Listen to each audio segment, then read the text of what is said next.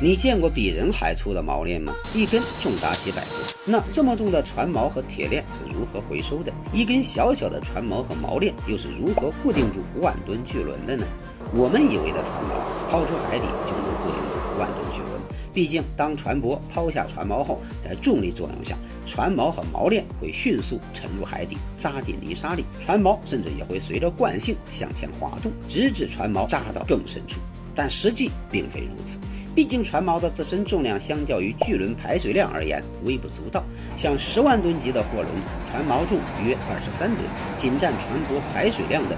0.023%。所以真正发挥固定作用的是不起眼的锚链。我们要知道的是，锚链长度是按节为单位的，每节的标准长度为27.5米。就比如拥有着世界最长锚链的尼米兹航空母舰，每条锚链长57节，长度达1570米，单个铁环的重量就有163.3公斤，相当于2-3个成人的重量，整根下来重量超200吨。所以当锚链源源不断进入海中时，它会先在海床上自然铺开来，与船之间形成一道无形弯曲，这个曲线被称作悬链线，它所产生的重量与摩擦力就像是一个巨型压舱物，让船舶能够在风浪中安全停泊，而且它还具有减震性能。当船因为风浪的冲击偏离锚泊位置时，锚链会逐渐收紧，原本平铺的锚链会被拉起并绷直，风浪产生的能量在克服锚链重量的过程中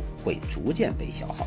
等到力量真正传递到船锚时，已被大幅削弱，不足以让船锚松动。与此同时，船锚的存在使得锚链向下牵引来抗衡拉力，与船舶施加一个拉回的作用力，让船锚能更加牢固地固定船只。也就是说，如果没有这条曲线，任何冲击都有可能从海底扯出船锚，形成刚性冲击，产生的拉力可能高达数千吨。要是不小心碰到船体，能直接将船体砸漏，那只不过是一根锚链，真的能扛住万吨巨轮的拉力吗？这就不得不说一下锚链的制作流程了。钢条在这里会被切割成小段，然后经过上千度的高温加热后，由闸机使其变成铁扣形状，接着对连接处进行闪光焊接，让接口处牢牢固定，形成闭环。至于多余的焊点则会趁热取出，不过这样的造型在受力之后还是很容易变形断裂，所以还需要在中间加上横杆，起到一个横向支撑铁扣的作用，